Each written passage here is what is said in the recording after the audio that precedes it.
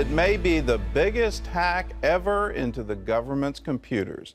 And now it turns out it was even worse than the Obama administration admitted. The hackers now have the personal information of all government employees. And the hackers were so successful, the break into the computers reportedly wasn't even detected for more than a year. Ephraim Graham has the story. A major federal union says the hackers targeted the central personnel data file of the government's Office of Personnel Management. It contains personal information on federal employees, including sensitive details from background checks. Union President David Cox wrote to the OPM management saying the hackers are now in possession of all personnel data for every federal employee, every federal retiree, and up to 1 million former federal employees. The hackers, in essence, raided the government's human resources files. The union believes they took the most potentially damaging information on federal workers. The stolen data includes addresses, birth dates, job and pay history, health insurance, and pension information. The government is scrambling to try to figure out, what information was actually lost and exfiltrated by this hack. And we're talking about potentially very sensitive employee personally identifying information. And one of the questions is, are there employees of the intelligence community included in this group? So far, the White House is saying little.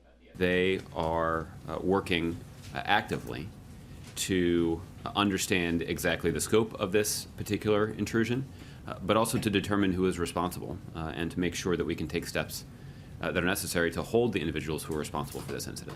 U.S. officials have hesitated to publicly blame China, which denies involvement.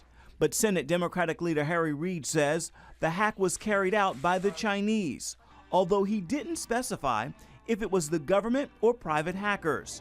Republican Senator Susan Collins, an Intelligence Committee member, also said the hack came from China. The former House Intelligence Chair says the Chinese have been trying to assemble a database of information on Americans for some time.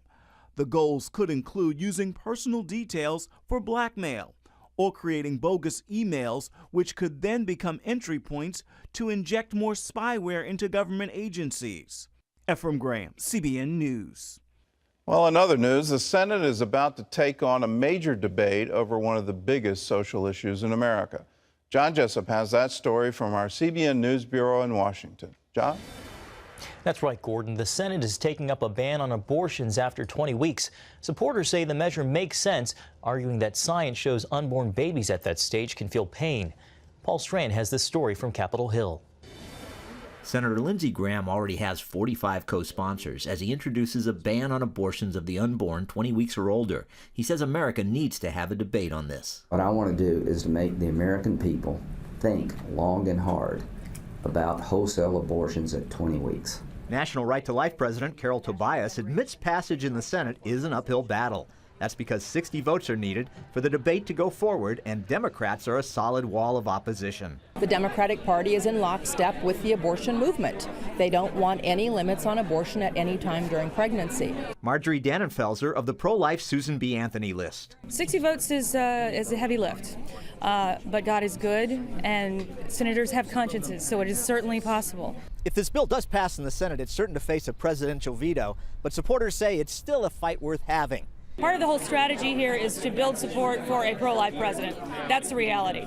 Every single presidential candidate that's running on the GOP side so far has written their own personal statement communicating how much they support this bill and what they're willing to do. My greatest hope is that this will be signed into law February 2017 with a brand new pro-life president. But as the Senate tussles over the issue, Tobias warns lawmakers and the public to beware of what they hear in the mainstream media. What they're going to get is inaccurate information.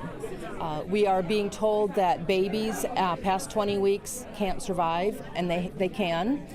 We are being told that babies at 20 weeks can't feel pain, and they can. Paul Strand, CBN News, Capitol Hill. The ban already passed the House, and more than 60% of Americans support such a ban. State workers in North Carolina who oppose same-sex marriage no longer have to assist gay couples wanting to marry. That's because a new law allows for a religious exemption so those employees can opt out. It would benefit people like John Callum, a former magistrate who gave up his job last fall rather than be forced to perform gay wedding ceremonies. You know, Genesis 2:24 is pretty clear, you know, about marriage being instituted by God. Legal challenges are expected. Well, the government is working on ways to identify people by their tattoos. The National Institute for Standards and Technology hosted a challenge for groups to create the most accurate software and algorithms for tattoo identification. A computer scientist tells the Washington Post the main reason the government wants the IDs is to track down criminals.